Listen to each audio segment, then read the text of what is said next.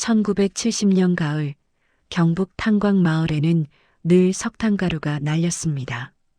회색 먼지는 지붕에 내려앉고 빨랫줄에 걸린 옷에 스며들고 사람들의 폐속까지 파고들었습니다.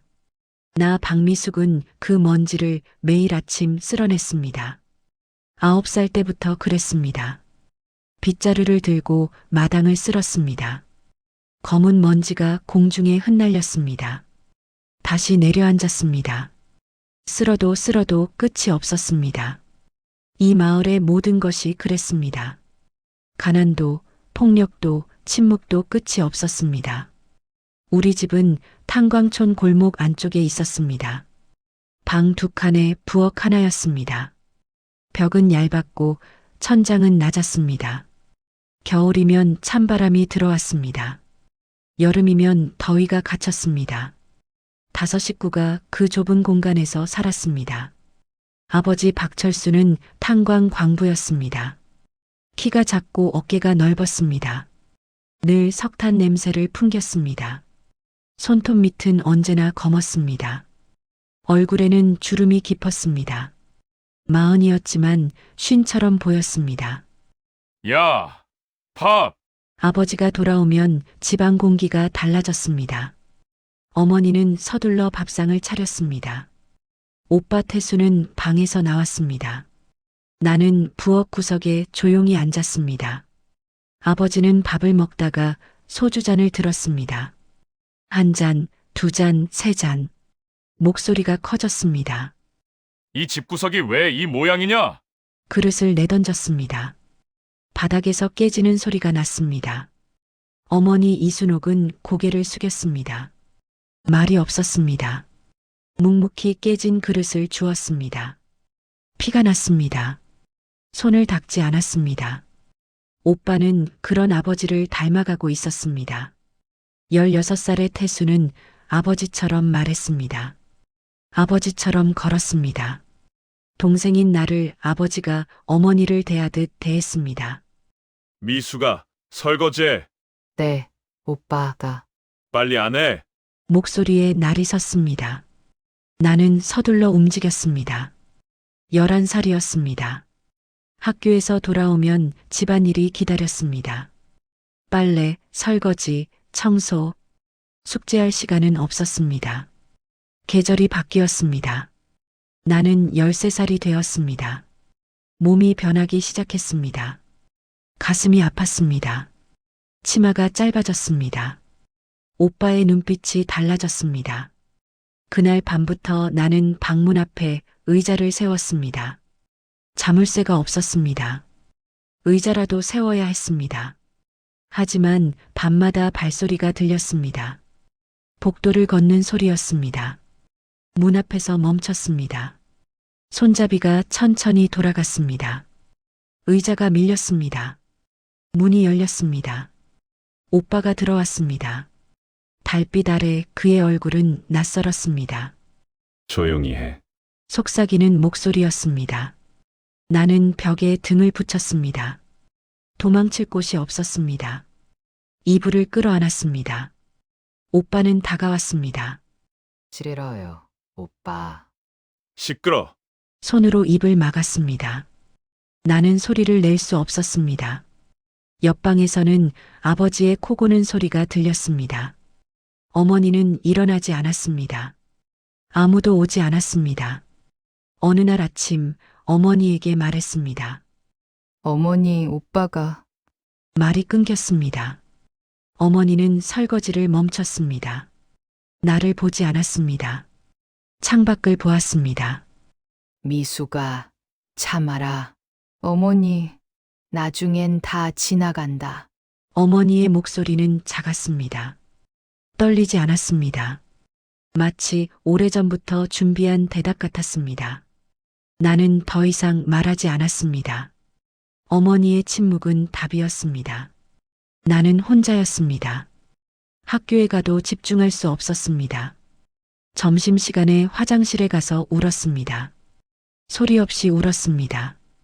계절이 또 바뀌었습니다. 여름이 왔습니다. 14살이 되었습니다. 몸이 이상했습니다. 속이 메스꺼웠습니다. 아침마다 토했습니다. 생리가 멈췄습니다. 처음에는 몰랐습니다. 하지만 배가 조금씩 불러왔습니다. 거울을 보다가 깨달았습니다. 나는 임신했습니다. 14살 아이의 몸에 또 다른 생명이 자라고 있었습니다. 오빠의 아이였습니다. 세상이 무너지는 것 같았습니다. 숨을 쉴 수 없었습니다. 방바닥에 주저앉았습니다. 어떻게 해야 할지 몰랐습니다. 14살의 아이가 어른도 감당하기 힘든 결정을 내려야 했습니다. 밤마다 배를 만지며 울었습니다. 미안했습니다. 이 아이에게도 나 자신에게도. 석탄가루는 여전히 마당에 쌓였습니다.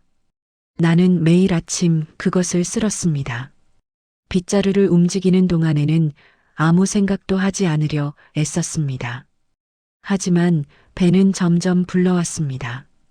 이제 곧 숨길 수 없을 것 같았습니다. 나는 알고 있었습니다. 이 집에서는 살아남을 수 없다는 것을, 떠나야 한다는 것을. 하지만 어디로 가야 할지, 어떻게 살아야 할지 몰랐습니다. 다만 한 가지는 확실했습니다. 이대로는 안 된다는 것. 그의 여름은 유난히 더웠습니다. 석탄가루는 더 많이 날렸습니다. 나는 마당을 쓸며 멀리 보이는 산을 바라보았습니다.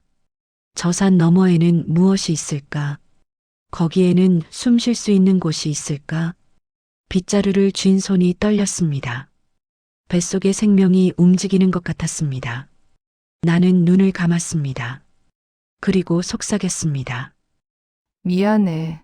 하지만 우리 살아야 해. 1982년 초봄, 나는 배가 불러온 채 집안에 숨어 지냈습니다. 학교는 그만두었습니다. 아프다고 했습니다. 해산이 가까워졌습니다. 어머니는 나를 읍내 병원에 데려갔습니다. 의사는 물었습니다. 아버지가 누구냐? 어머니는 대답하지 않았습니다. 의사는 더 묻지 않았습니다. 그런 일이 낯설지 않다는 표정이었습니다. 아이는 4월에 태어났습니다. 작았습니다. 울음소리도 약했습니다. 간호사가 아이를 안겨주었습니다. 아들이에요. 나는 아이를 내려다보았습니다. 15살 엄마가 된 것이었습니다. 집으로 돌아왔습니다. 아버지는 아이를 보지 않았습니다. 오빠는 집에 없었습니다. 며칠째 나가서 돌아오지 않았습니다. 어머니만 아이를 안아보았습니다. 한참을 바라보다가 말했습니다. 미수가. 내 어머니. 미안하다. 어머니의 눈에 눈물이 고였습니다. 하지만 흘리지는 않았습니다. 그저 아이를 내려놓고 부엌으로 갔습니다. 미역국을 끓였습니다. 나는 방에 혼자 앉아 있었습니다. 아이는 잠들어 있었습니다. 밤이 되었습니다. 오빠가 술 냄새를 풍기며 돌아왔습니다. 방문을 열었습니다. 아이를 보았습니다. 얼굴이 굳었습니다. 이게 뭐야? 나는 대답하지 않았습니다. 오빠는 다가왔습니다. 아이를 보았습니다. 돌아서서 나갔습니다. 문을 세게 닫았습니다. 벽이 흔들렸습니다. 며칠이 지났습니다. 집 안 분위기는 최악이었습니다. 아버지는 술만 마셨습니다. 오빠는 집에 잘 들어오지 않았습니다. 어머니는 말이 더 없어졌습니다. 나는 아이를 안고 방에만 있었습니다. 어느 날 새벽이었습니다. 아이의 울음소리에 깼습니다. 젖을 물렸습니다. 밖에서 소리가 들렸습니다. 부엌에서였습니다. 나는 조용히 문을 열었습니다. 어머니가 보따리를 싸고 있었습니다. 옷까지 몇 벌이었습니다. 내 옷도 있었습니다. 아이 기저귀도 있었습니다. 어머니는 나를 보았습니다. 놀라지 않았습니다. 미수가. 내 어머니. 우리 떠나자. 어머니의 목소리는 떨렸습니다. 새벽 안개처럼 가늘었습니다.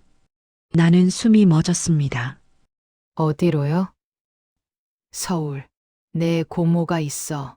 순자 이모, 나는 고모를 기억했습니다. 어릴 적 한 번 본 적이 있었습니다. 서울에서 식당을 한다고 했습니다. 그 후로는 소식이 없었습니다. 연락하셨어요? 아니, 그냥 가는 거야. 도착하면 찾을 거야. 무모한 계획이었습니다. 하지만 다른 방법이 없었습니다. 나는 고개를 끄덕였습니다. 지금 가요? 그래. 내 아버지 일어나기 전에 어머니는 보따리를 들었습니다. 나는 아이를 안았습니다. 두 사람은 조용히 부엌문을 열었습니다. 마당으로 나갔습니다. 대문을 향해 걸었습니다. 하지만 문턱을 넘기 전이었습니다. 어딜 가는 거야? 아버지의 목소리였습니다. 우리는 멈췄습니다. 돌아보았습니다. 아버지가 서 있었습니다. 술에 취하지 않았습니다. 눈이 또렷했습니다. 더 무서웠습니다. 당신, 나는 입 닥쳐. 아버지가 다가왔습니다. 어머니를 밀쳤습니다. 어머니가 넘어졌습니다. 보따리가 땅에 떨어졌습니다. 옷가지가 흩어졌습니다. 이 집에서 나가면 죽여버릴 거야. 아버지가 소리쳤습니다. 어머니를 발로 찼습니다. 아버지, 그만하세요. 내가 소리쳤습니다. 아버지는 나를 보았습니다. 얼굴을 맞았습니다. 귀가 울렸습니다. 내 주제에 어디 가려고? 제발요, 아버지. 닥쳐. 또 맞았습니다. 입안이 찢어졌습니다. 아이가 울었습니다. 나는 아이를 놓치지 않으려 애썼습니다. 오빠가 나왔습니다. 소리를 듣고 깬 것이었습니다. 상황을 보았습니다. 가만히 서 있었습니다. 말리지 않았습니다. 그저 지켜볼 뿐이었습니다. 아버지는 어머니를 끌고 집 안으로 들어갔습니다. 문을 닫았습니다. 나는 마당에 주저앉았습니다. 아이를 안고 울었습니다. 흩어진 옷가지를 보았습니다. 탈출은 실패했습니다. 그날 어머니는 방에서 나오지 않았습니다. 얼굴이 부었습니다. 팔에 멍이 들었습니다. 나는 어머니 옆에 앉았습니다. 손을 잡았습니다. 어머니, 괜찮으세요? 어머니는 대답하지 않았습니다. 천장만 바라보았습니다. 눈물이 흘렀습니다. 소리 없이 흘렀습니다. 나는 어머니의 손을 놓지 않았습니다. 미수가. 네. 너라도 가라. 어머니, 아이 데리고 가. 살아라. 어머니의 목소리는 단호했습니다. 나는 고개를 저었습니다. 어머니 없이 못 가요. 나는 못 가. 이미 늦었어. 하지만 넌 아직 어려. 갈 수 있어. 나는 울었습니다. 어머니도 울었습니다. 우리는 오래 그렇게 있었습니다. 일주일이 지났습니다. 나는 계획을 세웠습니다. 밤에 몰래 나가는 것이었습니다. 돈을 모았습니다. 어머니가 몰래 준 돈이었습니다. 많지 않았습니다. 기차표 한 장 살 정도였습니다. 어느 밤이었습니다. 달이 없었습니다. 어두웠습니다. 아이를 업었습니다. 작은 보따리를 들었습니다. 방문을 조용히 열었습니다. 복도를 걸었습니다. 아버지의 코 고는 소리가 들렸습니다. 오빠 방은 조용했습니다. 어머니 방 앞을 지났습니다. 문이 살짝 열려 있었습니다. 어머니가 서 있었습니다. 잘 가라. 속삭이는 목소리였습니다. 나는 고개를 숙였습니다. 어머니에게 절했습니다. 어머니는 손을 흔들었습니다. 가라고 했습니다. 나는 돌아섰습니다. 뒤를 보지 않았습니다. 대문을 열었습니다. 밖으로 나갔습니다. 골목을 걸었습니다. 마을을 벗어났습니다. 버스 정류장까지 걸었습니다. 새벽 첫 차를 탔습니다. 읍내 기차역으로 갔습니다. 기차표를 샀습니다. 서울행이었습니다. 플랫폼에서 기차를 기다렸습니다. 아이는 엎혀서 잠들어 있었습니다. 나는 떨고 있었습니다. 두려웠습니다. 하지만 돌아갈 수 없었습니다. 기차가 도착했습니다. 올라탔습니다. 탄광 마을이 멀어졌습니다. 산이 지나갔습니다. 들판이 펼쳐졌습니다. 나는 속으로 맹세했습니다. 살아서 다시 돌아오지 않기. 그것이 내 약속이었습니다.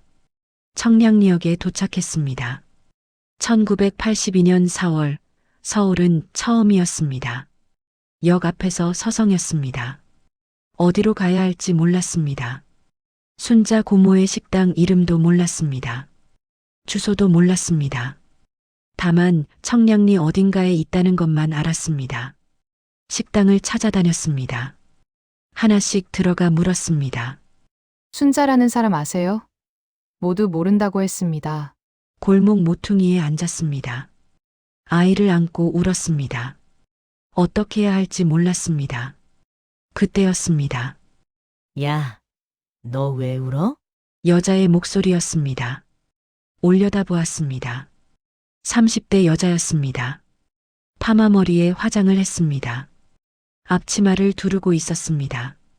저 순자 이모 찾아요. 순자, 김순자? 네, 나는 벌떡 일어났습니다. 여자는 나를 위아래로 보았습니다. 넌 누군데? 조카예요. 미숙이요. 여자의 눈이 커졌습니다. 잠시 생각하더니 고개를 끄덕였습니다. 아, 경북에서 온? 네, 따라와. 여자가 앞장섰습니다. 나는 뒤따랐습니다. 골목을 돌고 돌았습니다. 작은 식당 앞에 멈췄습니다. 행복식당이라는 간판이 붙어 있었습니다. 순자야, 손님이다. 안에서 여자가 나왔습니다. 마흔쯤 되어 보였습니다. 나를 보더니 멈췄습니다. 미숙이? 고모, 나는 그 자리에 주저앉았습니다. 울음이 터졌습니다. 고모가 달려왔습니다. 나를 일으켰습니다. 아이를 보았습니다. 아무 말도 하지 않았습니다. 그저 안으로 데려갔습니다. 식당 안쪽 작은 방이었습니다. 고모는 밥을 차려주었습니다. 나는 정신없이 먹었습니다. 언제 먹었는지 기억도 안 났습니다. 아이도 젖을 먹이고 재웠습니다. 고모, 지금은 묻지 않을게. 씻고자 고모는 옷을 가져다 주었습니다. 나는 씻었습니다. 오랜만에 따뜻한 물이었습니다. 울었습니다. 한참을 울었습니다.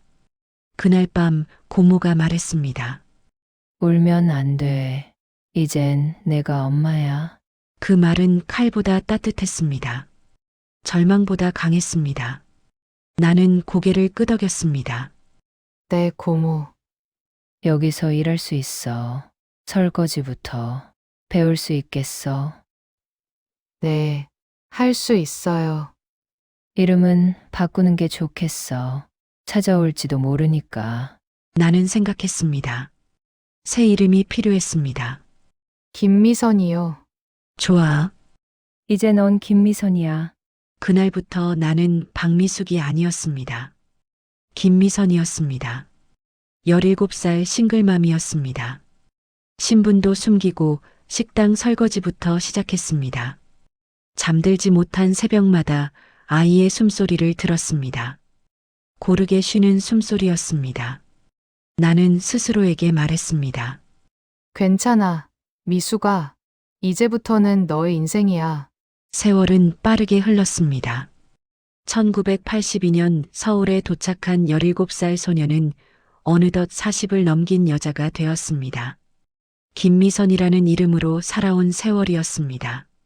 처음 몇 년은 고모 식당에서 일했습니다. 설거지를 했습니다. 홀서빙도 했습니다. 아이를 업고 일했습니다. 등에서 아이가 울면 잠깐 쉬었습니다. 젖을 먹이고 다시 일했습니다. 쉬운 날은 하루도 없었습니다. 아이는 자랐습니다. 이름은 현우였습니다. 고모가 지어준 이름이었습니다.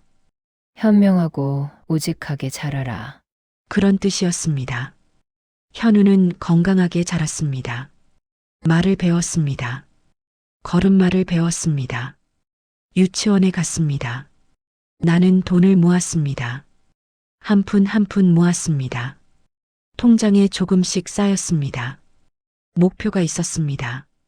내 가게를 차리는 것이었습니다. 고모는 응원했습니다. 미선아, 너 할 수 있어. 정말요, 고모? 그럼 내가 얼마나 악착같이 사는데 1990년이었습니다. 25살이 되었습니다. 드디어 작은 가게를 얻었습니다. 서울 변두리 시장 골목이었습니다. 3평짜리 작은 공간이었습니다. 분식집을 차렸습니다. 간판을 달았습니다. 미선인의 분식이었습니다. 처음에는 손님이 없었습니다. 하루 종일 기다렸습니다. 저녁에 한두 명 왔습니다. 조금씩 입소문이 났습니다. 단골이 생겼습니다. 현우는 초등학교에 입학했습니다. 학교가 끝나면 가게로 왔습니다. 구석에 앉아 숙제를 했습니다. 배고프면 떡볶이를 먹었습니다. 엄마, 저 친구들이 물어봐요. 뭐를? 아빠가 어디 있냐고. 나는 국물을 젓는 손을 멈췄습니다. 현우를 보았습니다. 아이는 고개를 숙이고 있었습니다. 뭐라고 말했어? 그냥 없다고 했어요. 그래. 더 묻지 않았습니다. 아이도 더 말하지 않았습니다. 언젠가는 말해야 했습니다. 하지만 아직은 아니었습니다. 세월이 또 흘렀습니다. 현우는 중학생이 되었습니다. 키가 컸습니다. 목소리가 굵어졌습니다. 반항기도 왔습니다. 엄마에게 짜증을 냈습니다. 방문을 쾅 닫았습니다. 나는 참았습니다. 이해했습니다. 아이도 힘든 시기였습니다. 어느 날 현우가 물었습니다. 엄마, 우리 진짜 아빠 없어요? 저녁을 먹고 있었습니다. 나는 숟가락을 놓았습니다.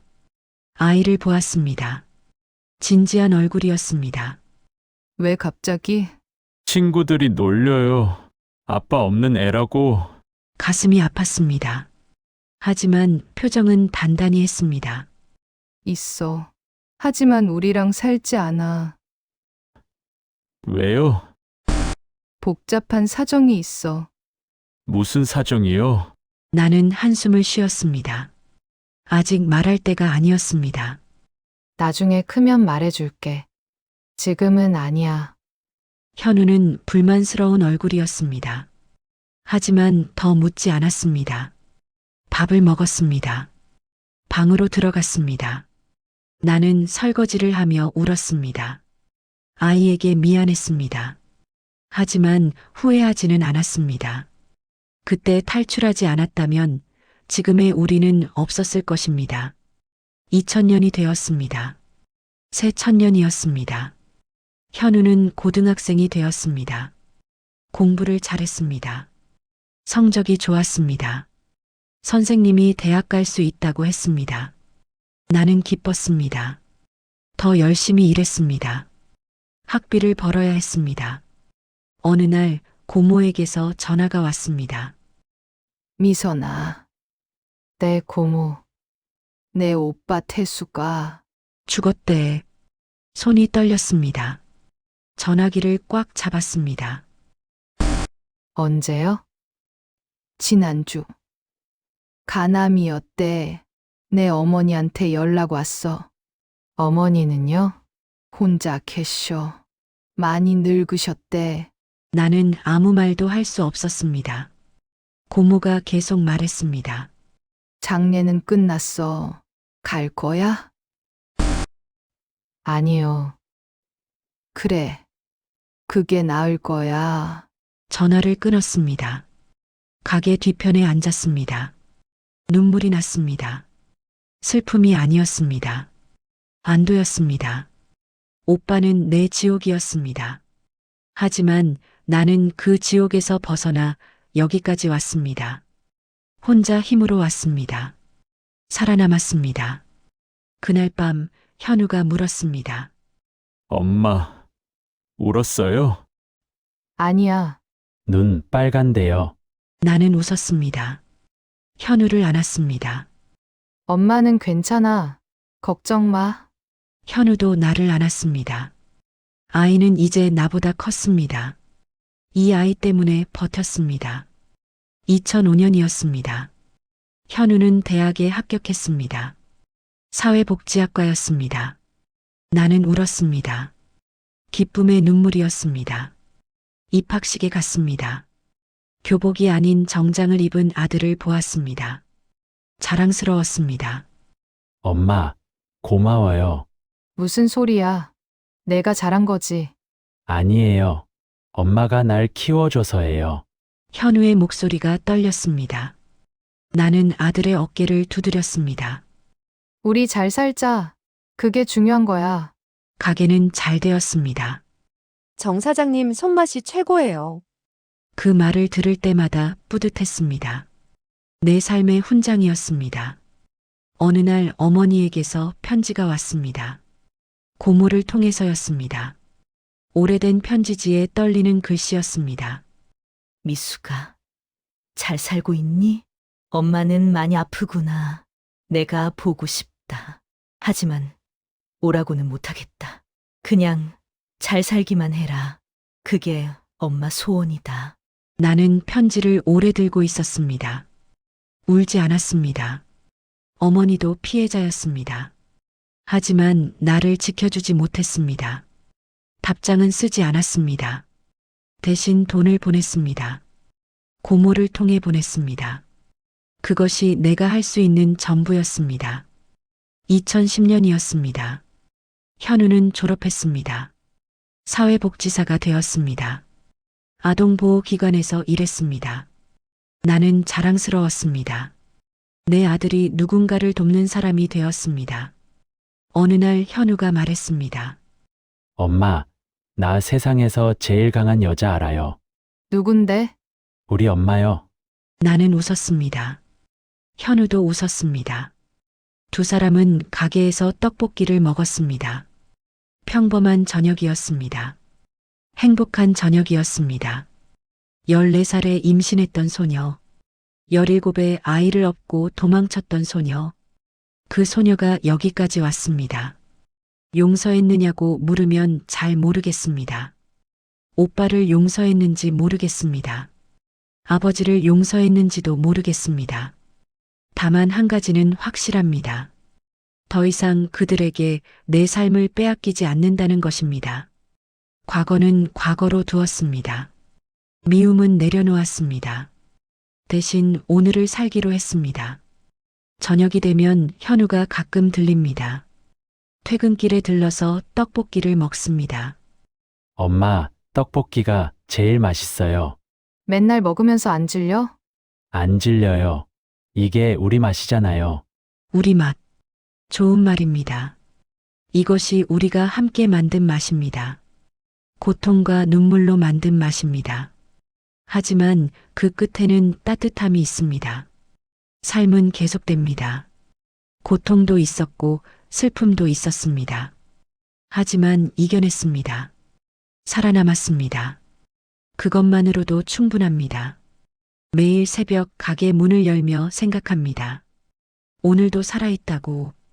오늘도 누군가에게 따뜻한 것을 줄 수 있다고. 그것이 내 삶의 의미입니다. 떡볶이 냄새가 골목에 퍼집니다. 그 향기 속에 내 인생이 담겨 있습니다. 상처를 이겨낸 향기입니다. 포기하지 않은 향기입니다. 나는 오늘도 웃으며 손님을 맞습니다. 어서 오세요. 미선인의 분식입니다.